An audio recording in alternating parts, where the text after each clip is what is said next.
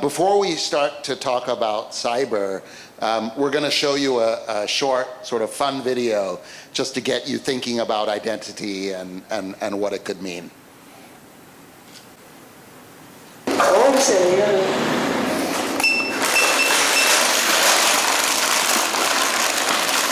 Så skal jeg lige bede om de sidste 5 sms'er, du har sendt. Hvad for noget? Mit telefonnummer? Nej, hvad skal jeg? Så vil jeg også have dit. Det skal I ikke. Nej. Nej, på min liste. Nej, det vil jeg ikke have. Jeg sendte det til min søster. Ja, hvad er søsterens nummer? Jeg vil da ikke udgive hendes telefonnummer til nogen. Det lover jeg dig, eller jeg ikke vil. Jeg udgiver ikke nogens uden af tilladelse. Ja, så skal jeg lige høre, hvor du var i går kl. 8. Så var jeg hjemme hos mine forældre. Har du deres telefonnummer samtidig? Ja, det får du heller ikke.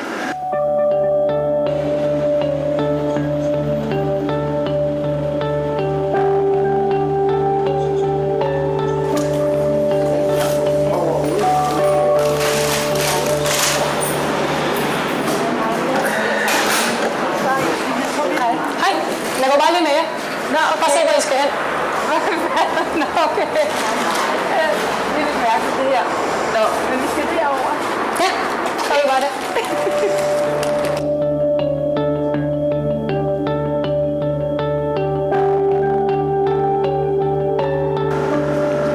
kroner, og så skal jeg lige bede om de telefonnummer. Hvorfor det?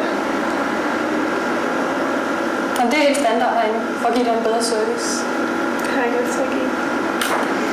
Så skal jeg bede om din e-mailadresse i stedet. Det har jeg heller ikke lyst til. Jeg vil bare gerne have en bolle, og så smukt. Jeg skal bare lige høre, hvor det var henne i går kl. 8.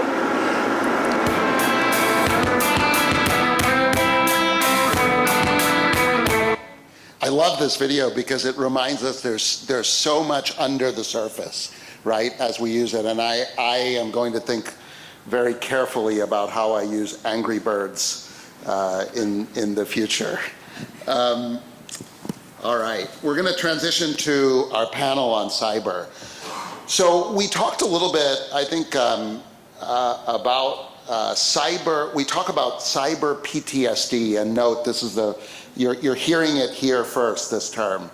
As we begin using the internet more extensively, so did malicious actors, right? We often think of the financial losses arising from cyber attacks, but they can also cause a lot of psychological harm, right? And our panel is going to talk about this a little bit.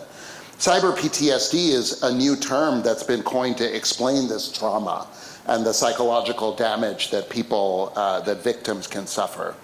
A survey conducted by Symantec showed that China had the highest percentage of self-reporting cybercrime victims, 83%, followed by Brazil at 76%. 58% of those who had been victimized said they felt anger over the incidents, with 51% describing themselves as annoyed. And a whopping 80% doubted that the perpetrators would be brought to justice. This gets to that kind of question around trust and recourse, right? And what happens when things go wrong. We're going to show one more short video that shows some statistics around cyber, and then hand it over to Eduardo for, I think, what's going to be a great panel on this topic.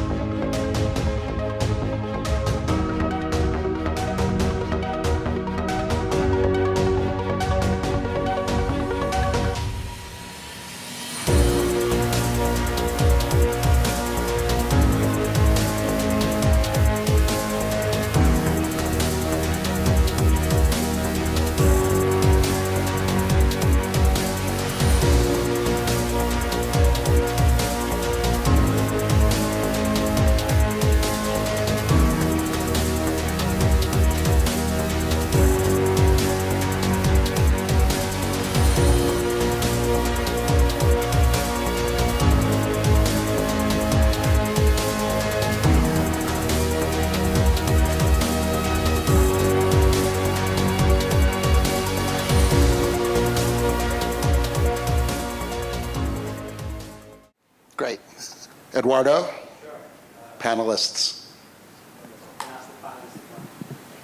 Back to a good old panel. Hopefully we'll try to be as engaging as the previous session will be difficult. But I thought I'd like to start with a story, or let's say a confession, really. Like if I went to a conference 6 months ago and I was seeing in the agenda a panel called the Cybersecurity Imperative, my reaction would have been very interesting, very relevant. That's not for me, right? This is for my IT colleagues. Let me loop in my head of IT. They all know about firewalls and systems architecture, antivirus. You can see, like, I have a big expertise myself.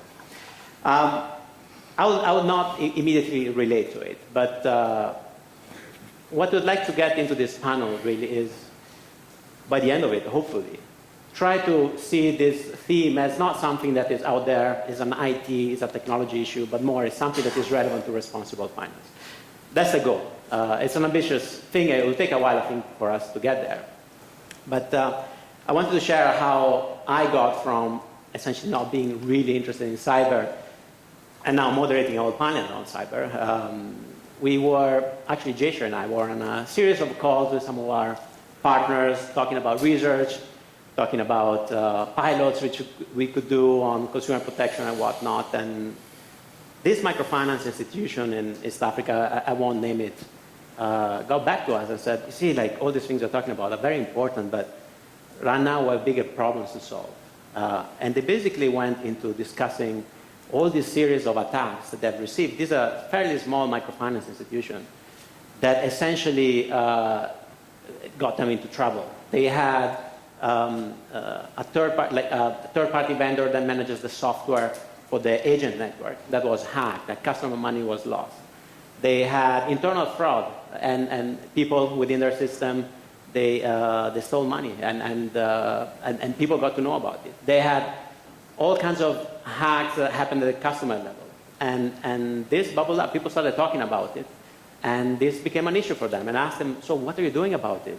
And their answer was, well, we fired everybody in IT, and now we're trying to figure out what to do. But that wasn't solving their issue. And I thought it was an interesting example, because that's the first time that I related to it. When they started talking about how their consumers essentially stopped trusting their channels. They stopped depositing at the agents. They stopped repaying the loans at the agents. And they were mentioning some numbers that showed like an increased rate of late repayments in their portfolio because of issues related to this. So to me, that started resonating a lot more. I think, you know what, maybe there's something beyond technology, something that is relevant to us. And yeah, so I think there's a theme that is very important. There's something that we're starting to look into a lot more. The sense that we got as we started looking into it is that we have a feel that we see the tip of the iceberg, right? Those hacks that happen in high-income countries, they get a lot of visibility. We hear about some that happen in developing countries. For example, in Uganda, a couple of years ago, the mobile network operators, they were hacked and they had to block the mobile money for a number of days, affecting millions of people. That kind of thing we hear about. You probably heard in Bangladesh a few years ago when the central bank was attacked, and the attempt was, like, the hackers attempted to steal a huge amount of money, 5% of GDP at the time. It's incredible.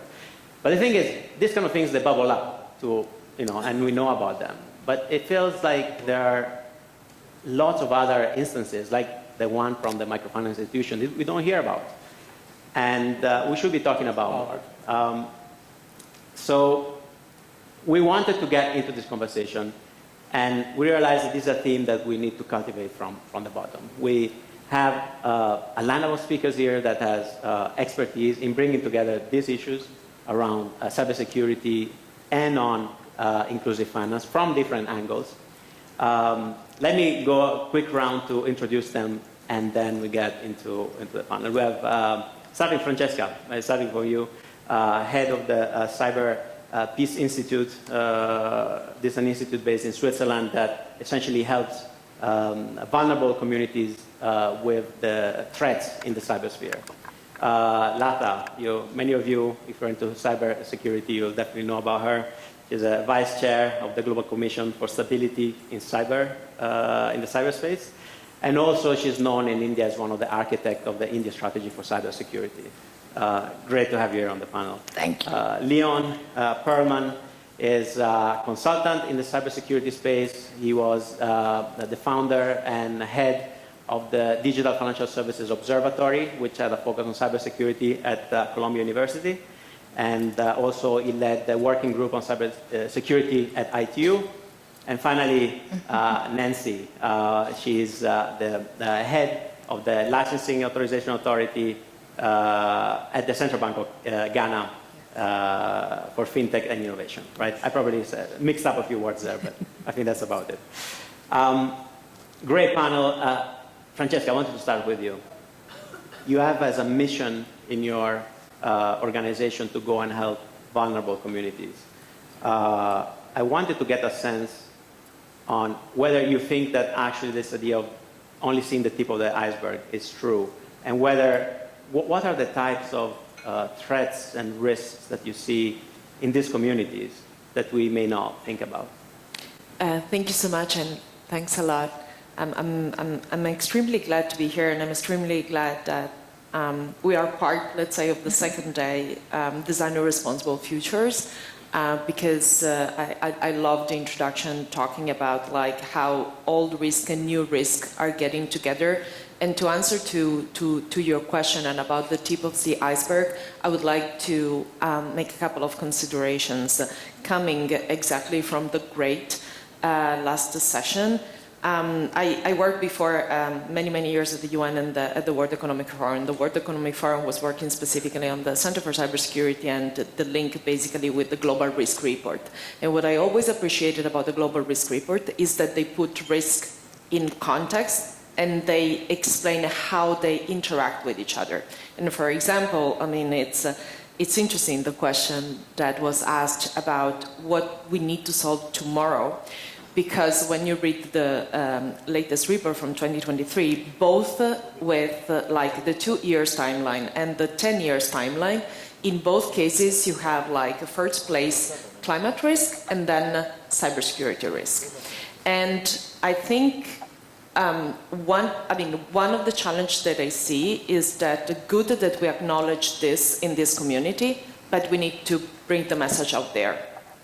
And that's something that has not been really solved yet. And this is also why the Institute was created. So the Cyberpeace Institute, and thanks to the MasterCard, the Center for Inclusive Growth, because it's one of our founders, basically, created the Institute because there was really this feeling about, okay, cybersecurity is kind of like now sort of like considered a priority, mostly by governments and private sector companies, but what about the people? What about society, basically? How can we measure the impact on society, understand the impact, measure the impact on society, and build the answers with the society? And to design, I just have one, and this goes to the tip of the iceberg, one of the challenges that I see in this space, and I want to be provocative about the video that you just showed, there were no people.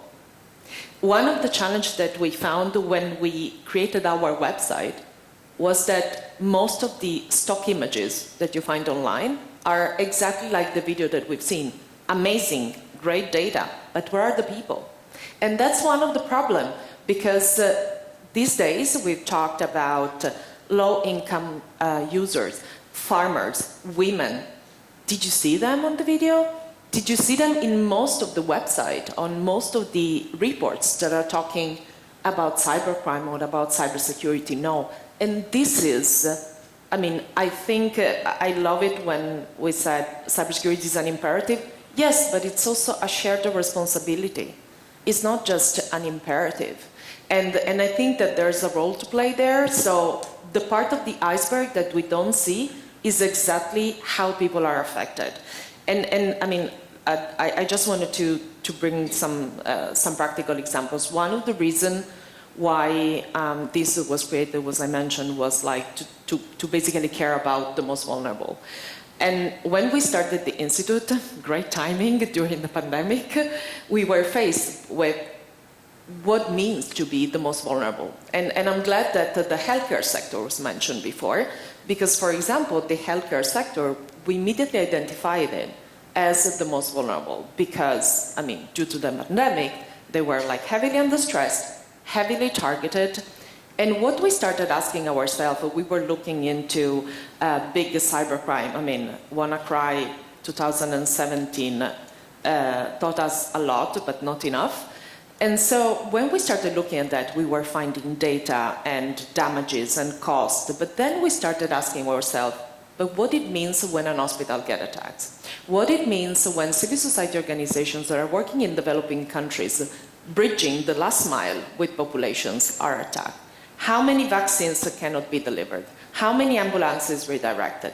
How many people cannot get surgery? And it was a super difficult job to do that because basically there are no data about this and there's no lens to look at that. We are doing the same for the conflict in Ukraine that was mentioned before.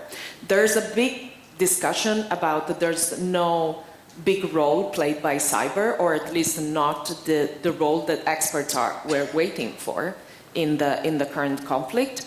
But do you know how many public administration entities are daily attacked with cyber attacks? And this means that people cannot get their services. And similarly, and this is why it's so relevant regarding what we are seeing here, I was kind of like pleased, clearly I'm biased, I mean, seeing, for example, identity fraud and phishing mentioned among the, let's say, the biggest worries that we have in the room.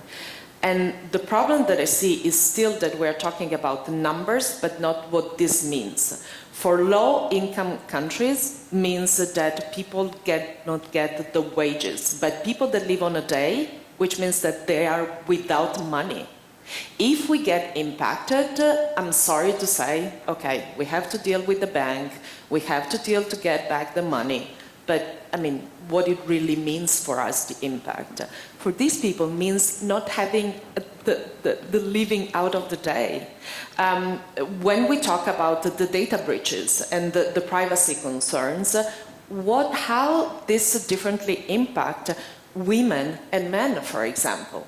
What is the privacy of a woman in a, let's say, sensitive situation is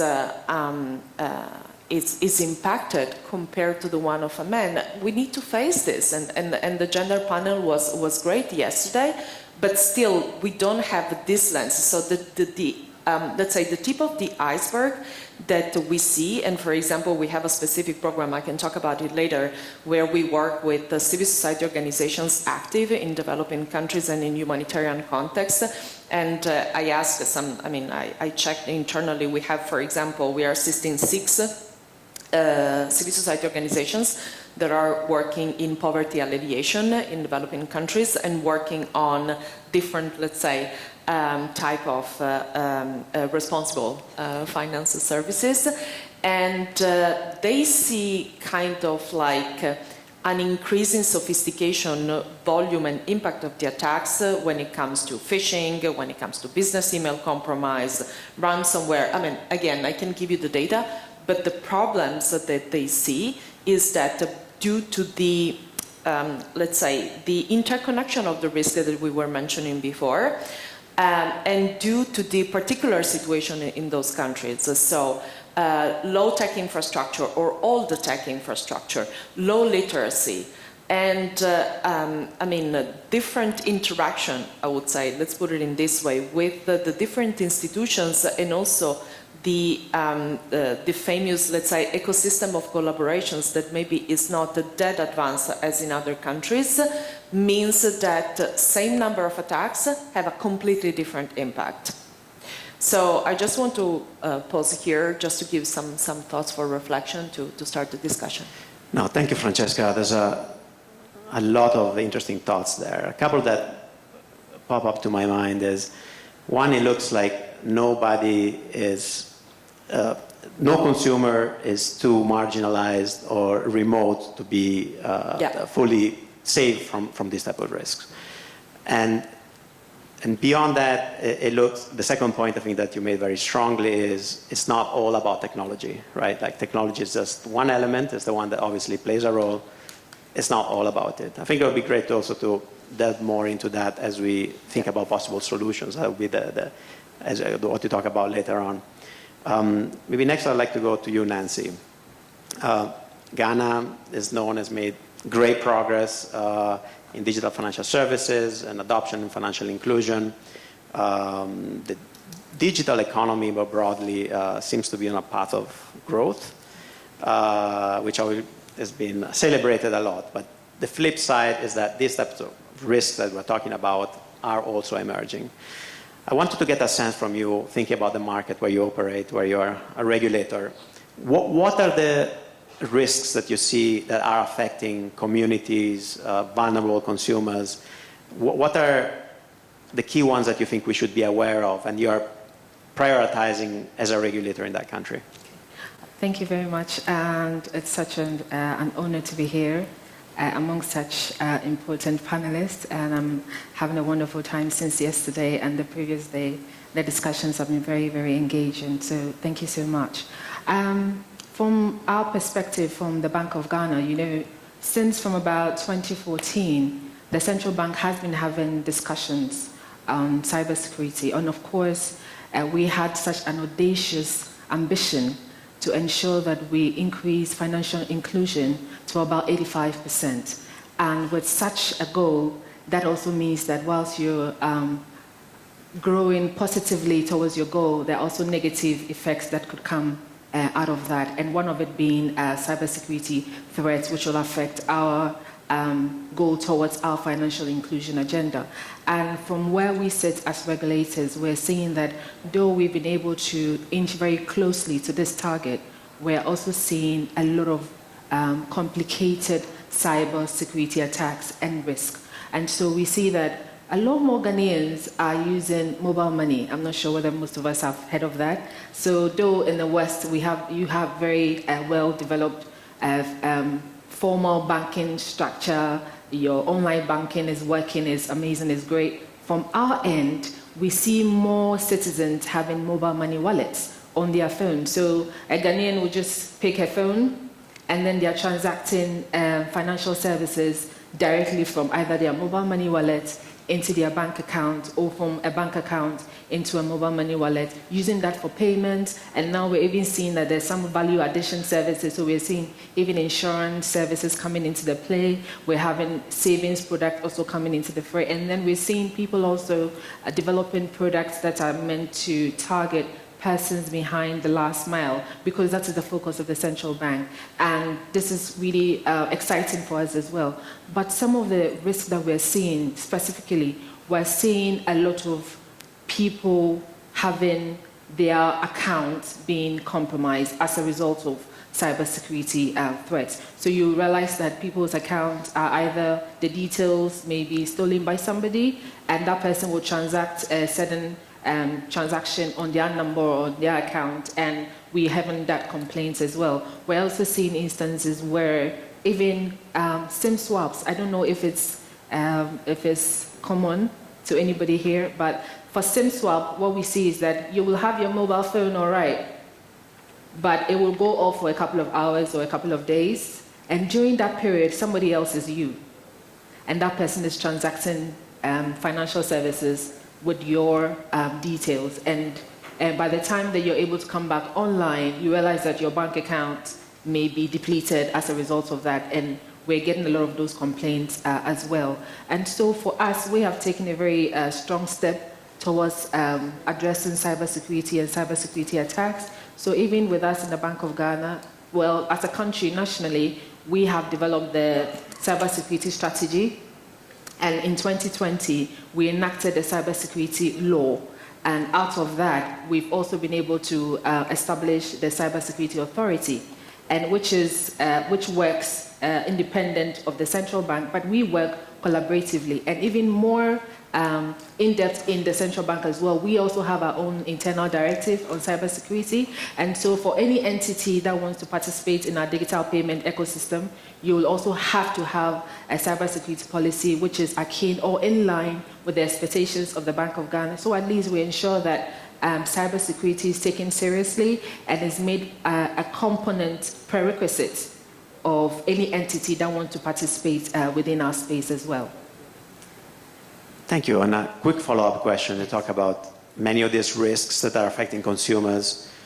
A central bank obviously also supervises financial institutions. Yes. And we mentioned a couple of examples, very anecdotal. To what extent do you think it's a problem, the issue of unreported, undocumented attacks in some of the institutions in your country? Okay, so as part of our regulatory supervision and oversight, I mean, we will go to every bank or every financial institution, and then we do our oversight supervision. And we see a lot of these, but you know, most of our reports is not public.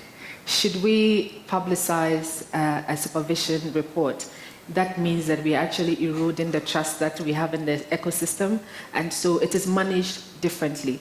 But that notwithstanding, we see it, and we put in measures to ensure that they are either worked on, or there are remedial measures that are taken by these financial institutions to address them.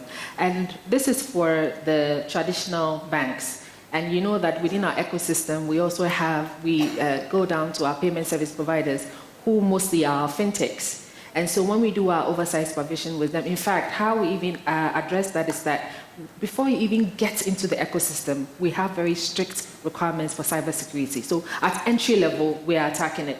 And should you even come within the ecosystem and we realize that you're having issues with cybersecurity, as part of oversight and supervision, we're able to identify that, and then we have requirements on you to remedy those situations as well. And then another layer of our activity also is that we go back to consumer education. And our belief is that once we have a consumer that's well educated, the chances that you make an informed decision and not necessarily fall for cybersecurity attacks is quite high. And so we take that approach, and we insist that our operators, where they have agents that they deal with, especially for mobile money operators, you know, the operators are in the capital, but their work is expanded through agency. So all their agent outlets, we have a specific requirements on them that they be trained in all the areas that require of them to do, and one of which being cybersecurity as well. And so we're hoping that through that knowledge, we'll be able to curtail cybersecurity risk and attacks. Thank you. Thank you. Let me, Lata, and come to you. You're known in India and internationally for your role as a policymaker, for norm making. I know you have advocated in very many different conferences. I've seen so many speeches of you as we started working together. I'd like to talk about that just in a minute. Even before we get to that, I know that you also have served in the board as an advisor to many financial institutions, small scale, mid-sized, a variety of them. I wanted to get a perspective from your side, being a cybersecurity expert and also having sat on these institutions. How bad of a situation it is? Like, is this a tip of the iceberg situation? Is it something that concerns you? Are there things that you think we should discuss more as we talk about cybersecurity? Thank you so much for that, Eduardo. It's a wonderful question because I don't often get a chance to talk about my work on the boards of microfinance companies or of banks.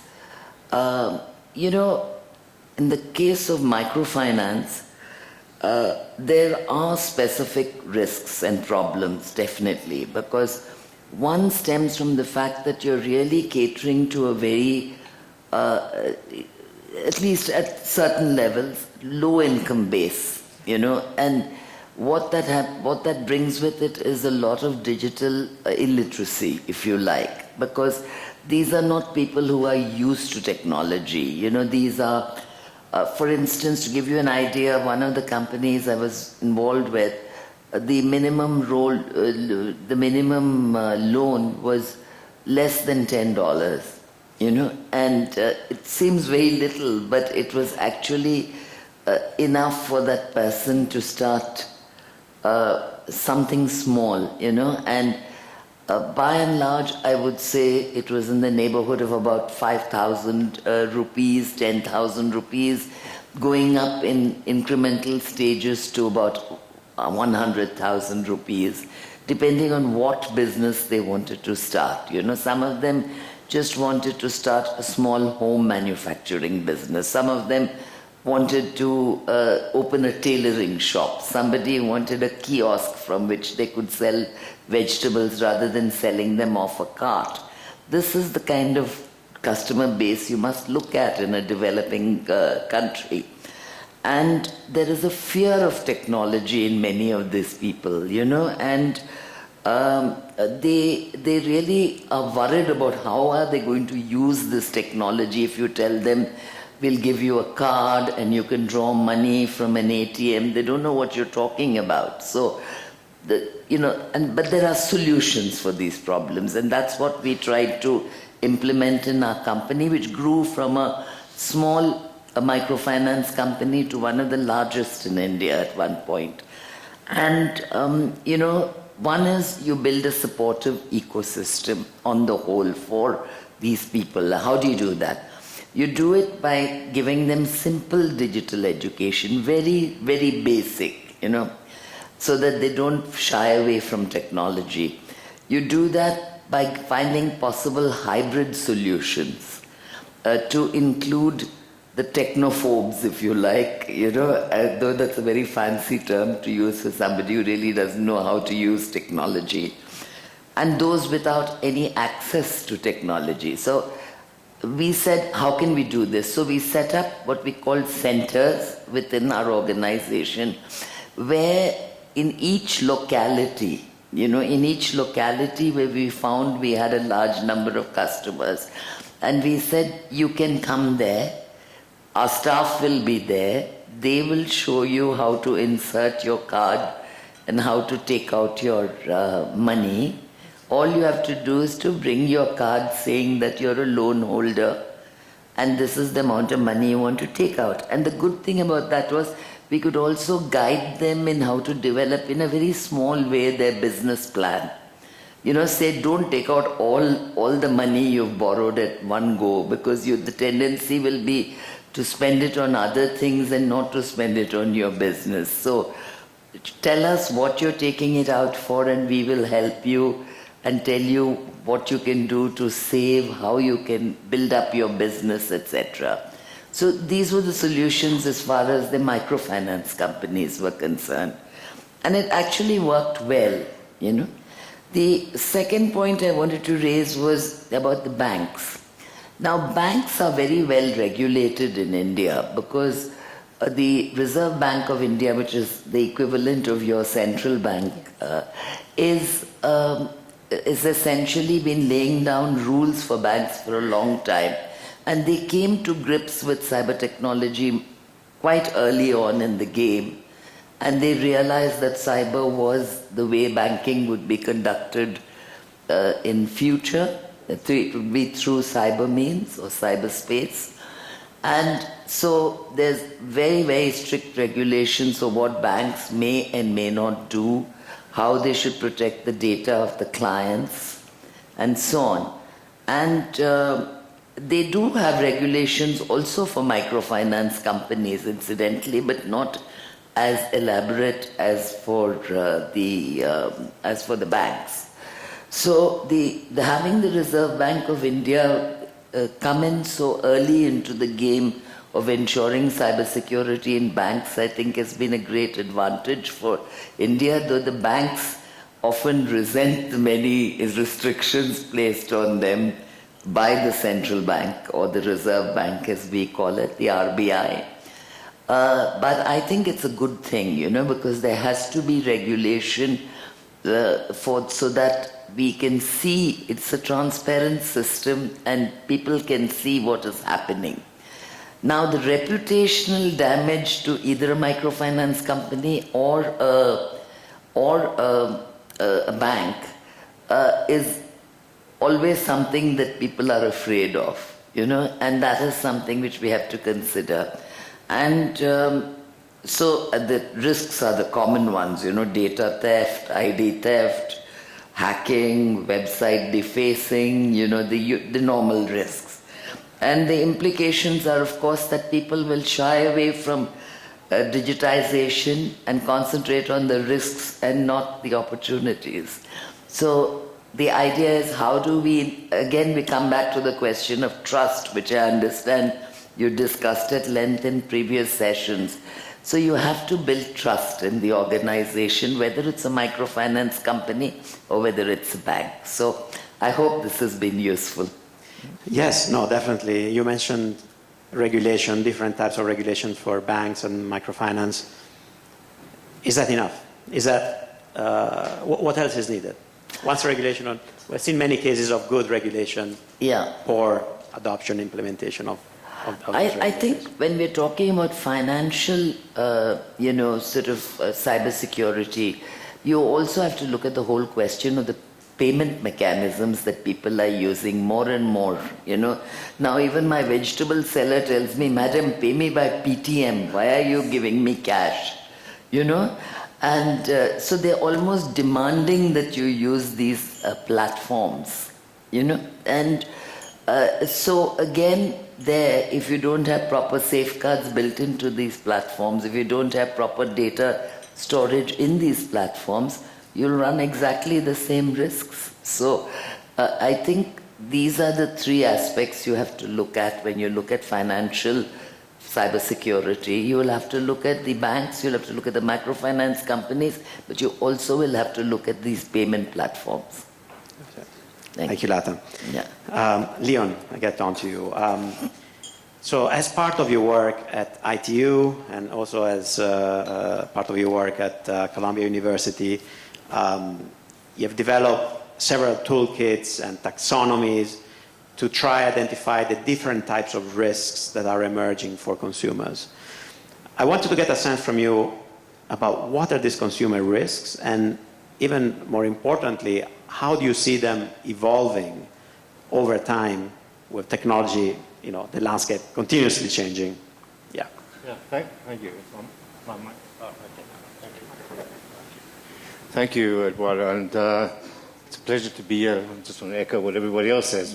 It's a very astute group, so I'm honored to be here. And being the last speaker, everybody's already made my points. So I'll try and make some unique ones, but thank you for the question. It does give me a segue to some interesting conversations. So, I wear a couple of hats. I do a lot of legal and regulatory work around the world, a lot of technology work. I write laws and regulations and strategies and policies. So I do that at the ITU, deep technical dive, and at Columbia, technical and regulatory. And in terms of what you asked about the taxonomy, what we spent a long time doing was creating a specific risk management framework for cybersecurity. Now, you'd say, well, okay, I've heard that one before. There's lots of risk management frameworks out there. Yes, they are. But none of them speak directly to developing country issues and challenges. So what we did was we went to first principles and did a wide spectrum of consultations with regulators, industry, workshops in large groups like this to find out what the issues were. And to make it very different to the types of risk management frameworks that are developed and are out there for developed world economies. So some of the unique aspects of mobile money, of course, is the fact that we've got agents, right? And they sit under umbrellas and they use basic phones with USSD. Now, don't get me started on USSD, because you asked, what are the ongoing issues? Okay, so one of the ongoing issues is USSD. So USSD, if there's a star hash commands on a phone, been there since the prepaid days of recharging your phone, but then was repurposed for mobile money, DFS. Now, it's great because every phone just about does USSD. So you don't need a smartphone. The problem is USSD wasn't built for the financial services that it's been built on. And the way I say it is that you're building a financial ecosystem on quicksand. So USSD was developed in 1975 using what's called, I'm not going to get into the technical stuff, I'll throw this one term out to you, Signaling System 7, SS7. And that was a way for telecommunication companies to talk to each other. So for example, when you landed here, if you came from abroad, you switched on your mobile phone and hey presto, it worked, right? Even though you're from whatever country, it worked in India. And that's because of Signaling System 7. Your mobile operator said to Airtel, please give Leon access. Okay, so that's 1975 technology when everybody trusted each other. So guess what? They didn't build zero security into SS7. Okay? And that is going to stick around for quite a few years, and unfortunately, bad actors have started to, still exploiting SS7. You can get what's called global title. You can pay some mobile operator somewhere and get global title where you can ferret into SS7 and do all sorts of nefarious things. You can change balances. You can spoof. You can create Leon's mobile phone number. You know, make an SS7 call and you think it was Leon calling you. And you trust that person because you think, okay, that's Leon calling you. So in the agent domain, that's been exploited. Let me just go back to the risk management framework. So what we did specifically, and I'll get back to the specific examples of the vulnerabilities and the attack vectors, is we looked at everything in the ecosystem from the bottom up, from the consumer up to the agent, to the mobile operator, to the central bank, to the fintechs, and everybody in the vertical value chain, and said, what are your attack vectors? Where are you vulnerable? And not only that, if there's a specific attack, how are you going to respond to it? Who in your organization is going to be responsible for it? So we actually went into great depth of figuring, and sorry, I left out the regulators as well. The regulators also in the picture. And who's going to respond? How much time have they got to respond? What are they going to do? How are you going to make it resilient? How are you going to fix it? How are you going to make the consumer whole again? Et cetera, et cetera. That's been a big vulnerability. How are you going to make the consumer whole again? So I'll give you an example, the SS7 spoof. Now, not only is SS7 a vulnerability, but also over the air. So from your mobile phone to the mobile base station, that's been hacked a long time ago. Okay? It was encrypted. It's lots of ways of encrypting it, of decrypting it and hacking it. So there's these things which are basically, I can load it onto my phone, called an IMSI catcher, which allows you heard of IMSI catchers? Okay. That allows you to intercept the data going backwards and forwards, right? So what happens is some of the bad actors, what they do is they sit near an agent. And when you as a consumer go and do your USSD session, they sit there and suck the data. And they've got your PIN, they've got your everything. I hate to be so dystopic, but this technology is out there. It's the scrambled egg. You can't unscramble the egg. And it's a problem. So they spoof the agent, for example. So what happened, remember I said you can say it's Leon's phone number. So what happens, bad actors, consumers, pretending to be good consumers, will go to an agent and say, at a cash out and say, you shortchanged me by $50. And the agent says, no, I didn't. Look here. And so I'm calling the call center, the headquarters. And I'm going to report you and you're going to have your agent license removed. And what they do is some person will then call that agent, and the number that will come up on the agent's phone is the mobile money operator or the MNO, and say, give Leon the $50. So what I'm saying is this SS7 is a really, really big problem. And it hasn't been fixed yet. It can just be, it can't be fixed. You can just have.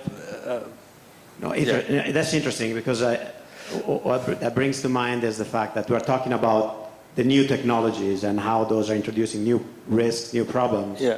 Actually, you're talking about old technologies. That's right. And those are actually more used in some of the vulnerable communities and therefore also more relevant for our discussion. Correct. And yeah, I mean, it happens to everybody. I mean, there's a thing that happened to me actually. Michael is here, and a month ago, I received this text saying, hey, I'm Michael Schlein, who's the CEO of Axion.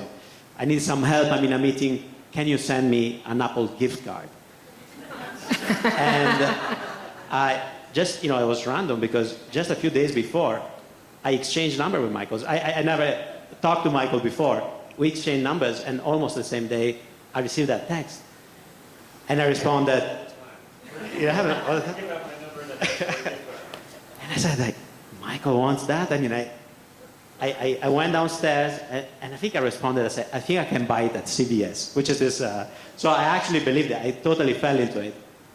And then I walked to CVS and said, I don't think Michael will ask me this.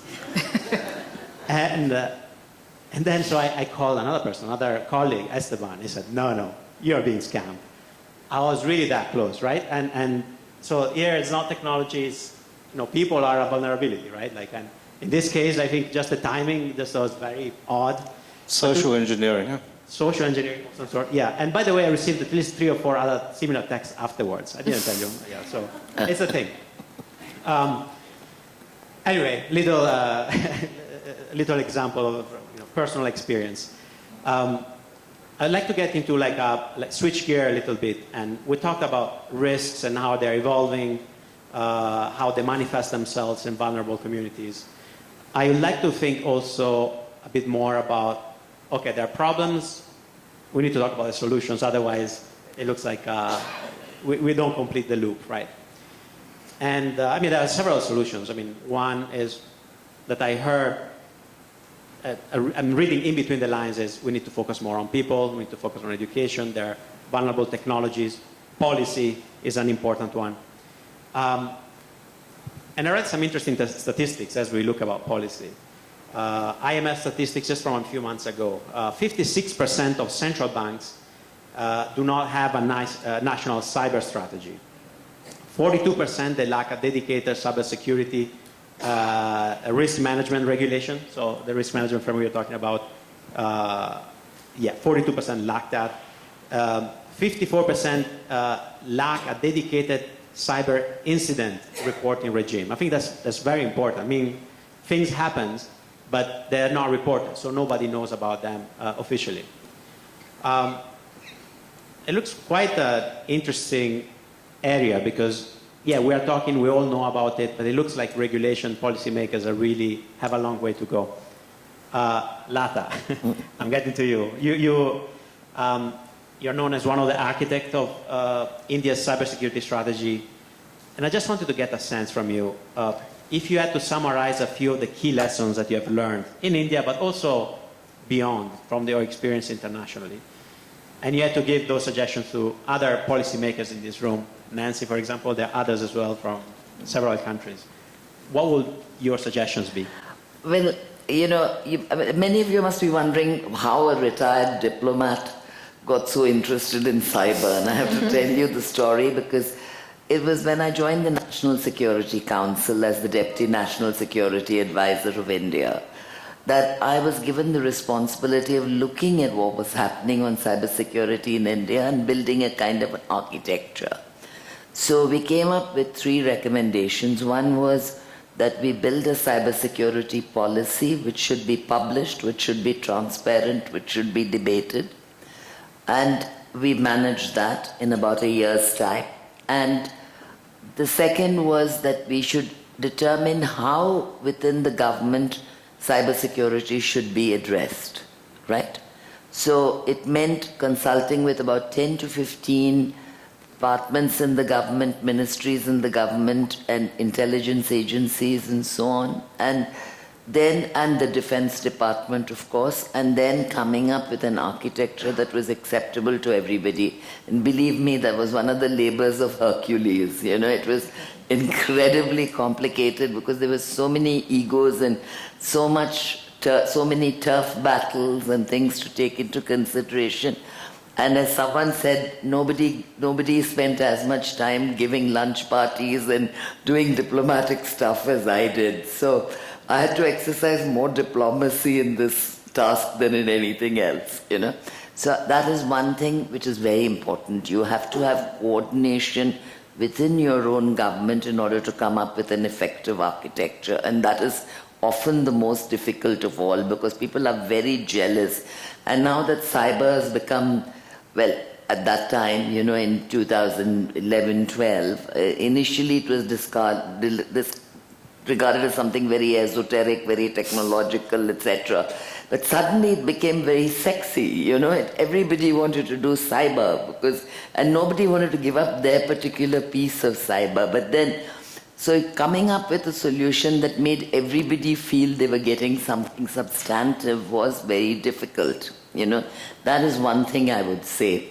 The third thing that we realized was, apart from the architecture and the policy, we had to involve multi-stakeholders. We had to involve the private sector, the academia, the civil society, everybody. We started with a working group between industry and the government. We co-chaired it, and it actually came up with very similar recommendations from both sides. So it really worked very well, you know, and we were planning to then take it on further and do it with academia, do it with civil society groups, but, you know, as always, governments change, people change, and I don't think that ever happened. The important thing is then implementation. You know, you can make the best policies in the world, how are you going to implement them? How are you going to make sure there's accountability? And if governments fail to engage meaningfully with everybody concerned, all the experts concerned, then, you know, it won't work. Also, governments assume in India that, you know, and this has been a problem for some time, that everybody is computer literate. You know, a lot of the policies are written from the view that everybody, and I come back to the same point I made earlier, you know, that not everybody is computer literate. And this is tough for the poor, you know, who have no digital access at all. You know, it was so bad during the pandemic when people, you know, were out of work and you were expecting them to buy mobile phones so that their kids could do schoolwork at home on the device. And a mobile phone's not the ideal thing. They should ideally have had a computer or a laptop, and nobody was providing it to them, you know, and yet so as a result, education suffered enormously in India. And I think industries also have a big responsibility to accept that attacks do happen, that there are risks, and take the reputational damage that comes along with it. You know, that's the other part of the story. And even when institutions are in place, we have all the institutions. We have CERT India, which is, you know, the Computer Emergency Response Team. We have the cyber police stations. We have the National Center for the Protection of Critical Information Infrastructure. But these are still not totally accessible to everybody, and I think that's very, very important. You need to do much more public awareness and advertising of these facilities, and you need to build capacity there so that they can deal with all the requests. So I think those are the lessons I've learned from my experience. And apart from what I did in government, what I learned in the global commissions that I was honored to co-chair and also be a member of, two of them, was that you need to really have everybody on board from all the different backgrounds again, and as well you need to really come up with very sound and perfect recommendations which are actually implementable, you know. And On the whole question of norm making, I'm not even going to get into it because you know how difficult that is. And I'm just getting indications from the team that we only have 10 minutes, so I'll ask you to be brief. Sorry, I think I ran No. a little over. I also went off track with my examples that were not in the script. Nancy, I would like to get to you. Central Bank of Ghana has been one of the most active regulators in the cybersecurity space. I wanted to get a sense from you. What are the key lessons learned that you can share with other regulators, other people who are interested in this theme? Well, thank you very much. And I think we have to also situate this in a context, the national level, because the central bank doesn't live in isolation, right? So even at the national level, the tone must be set. So you realize that as a country, we have the National Cybersecurity Policy, and out of which was done in 2014. And by 2020, we now have the Cybersecurity Act, the law itself. And in 2022, we now, the central bank now had its own internal policy on cybersecurity. And I'm proud to also say that it's not enough to have policies. You actually have to talk the walk, right? So even the Bank of Ghana itself also has its cybersecurity and information security department. So at least we also have our own department as well, and we actualize what we are asking to be done. And I think as part of our strategy also is there's a lot of collaboration, inter-regulatory collaboration, because cybersecurity cuts across every sector of the country. It's not only financial sector, right? So you realize that we are in collaboration with centers such as the Cybersecurity Authority, and when we have issues, we collaborate to work on that together. And even as a citizen, you can pick your phone and you will receive a text message from CSA, Cybersecurity Authority, telling you these are the emerging risks. When you see something, say something. You see something, say something. So there's that national awareness already. So when we now come within the digital payment ecosystem, nationally, the tone is there. So it's easier to implement from the banking sector. And for us in the Bank of Ghana, I think our objective or our focus has been to ensure that we're able to build a resilient cyberspace and digital payment ecosystem. So how we do that is at the entry level, any entity that wants to participate within the space, we're now requiring of them to be cybersecurity conscious, to be aware of it, have policies in place.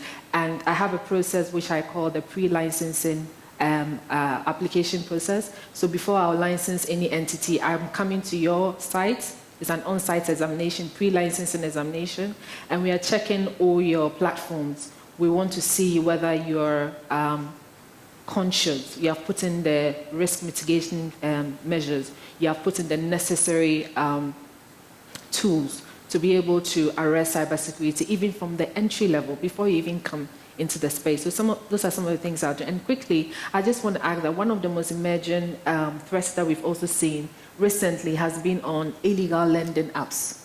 So there's a proliferation of that. I mean, you just pick your phone, you go on Google Store, the Play Store, anywhere, and all these apps are there, right? And people are just downloading it, and they are offering all sorts of loans. And remember that we also want to do financial inclusion. And so some of these loans that people are accessing are really small, 100 cedis, 200 Ghana cedis, which is equivalent of less than about $10 to $20. And they are accessing these loans. But the catch is, the minute you download these apps onto your phone, unfortunately, you're giving consent for certain information to be taken off your phone. So we're seeing that people's contact lists have been taken away, people's photos have been accessed, people's messages, their messages have been accessed, and they have such strict repayment requirements. Within minutes, hours of default, these guys are coming after you. So we actually saw people who had defaulted, and these loan apps have blasted their images all over onto their contact list, and you'll be there and you receive a message. I received a message, interestingly, from my nanny in my house. She had taken a loan of about 100 cedis, less than $10, and she had defaulted. So they sent me a message that this person has mastered the act of defrauding financial institutions, doesn't pay their loans, they are serial defaulters, and they've added their images to it, and they're blasting it all over the place. And you know, a lot of these reports comes to us, and when we we investigated further, we realized that most of these apps are not even operating from Ghana. So cybersecurity risk is not a national issue. It's an international issue. And it's not only they downloading from Play Store, there are APKs as well. They are just passing it through WhatsApps, right? And people are just downloading without knowing the risk of it. So ultimately, the most important feature here on cybersecurity also is education. Education. And it's important that we, as we have that quest for financial inclusion, we also add that element of education to have an informed consumer so that hopefully when they have to make that decision to access any digital financial service, they will have cybersecurity awareness at the back of their minds. Yes. Thank you, Nancy. There's, I think, a lot to unpack there. And one of the things that you mentioned is around the coordination between the different parts of government and even beyond Ghana, also internationally, right? Leon, you have advised many governments on this, and I think I heard you using the term coordination, multi-stakeholder coordination, more than most people that I know. What do you mean by that? Well, you know, I'm going to be uncharacteristically brief because of our time. Let me unpack it at a domestic level and then at a supranational and international level. At the domestic level, I've engaged with many regulators in rooms like this and in small meeting rooms to basically, what you were saying is who's in charge of what. Yeah. Right? And as you quite correctly surmise, and in your own experience, no regulator wants to give up their power. Now, you've got a dichotomy in the mobile money sector because you've got you've got the central bank, you've got the telco regulator, and if there's a breach and a loss of funds, who's got jurisdiction? Yes. Okay, they both have jurisdiction, right? But over what? So does the telco regulator have jurisdiction over specifying financial remedies and vice versa?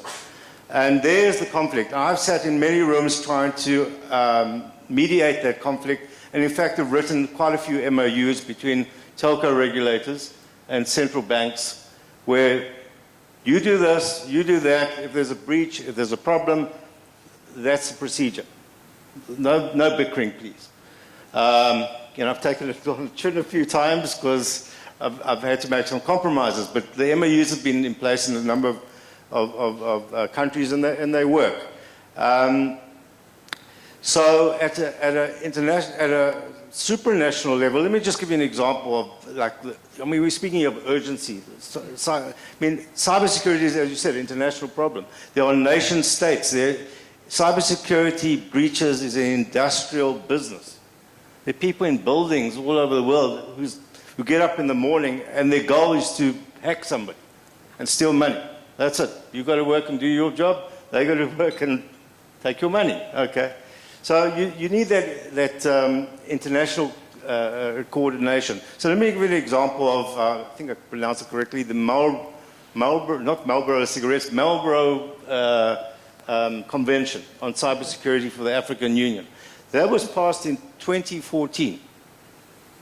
All right? And only, I think it was March, it came into effect because it needed 19 African Union member countries to ratify it before it was put into domestic law, right? It's taken all that time for it to be ratified by the minimum amount of countries. So I ask, where's the urgency? And even then, it's cybersecurity principles. What, you know, how you react to breaches and the like. So at an international level, we need a little bit more urgency. Because as I said, it's now a nation-state problem and an industrial problem. People get up in the morning to cause havoc. Need to do something about it at a supranational level. That's an interesting point and a very interesting quote, which I think now social media we should definitely use more. No, there's I think a lot there. So if your term is coordination, Francesca, when it comes to you, it's about being people-centered in cybersecurity. What does that mean? We discussed the human-centric problem. We need human-centric solutions, very practically speaking, as mentioned. And I really like when the moderator started talking about the cyber PTSD, because when we think about the impact, we always think about money disruption and data, but there is also the emotional burden, for example. There's currently no metrics, no methodology to measure the impact on the individuals and on society. So first work on, for example, the Institute is currently working on what we call the harm methodology with the different international partners to assess basically the actual harm and being able to establish indicators. I really like the idea of the problem is international, regional, but also local. You need local solutions. Most of the cybersecurity protocols are not conceived with low-income challenges in mind.